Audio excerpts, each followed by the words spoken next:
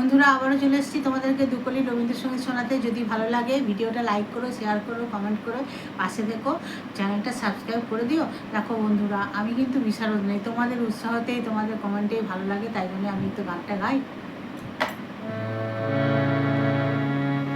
আমার সকল রসে ধারা তোমাতে আজ হোক না হারা, আমার সকল রসে ধারা তোমাতে আজ হোক না হারা, আমার সকল রসে ধারা জীবন জুড়ে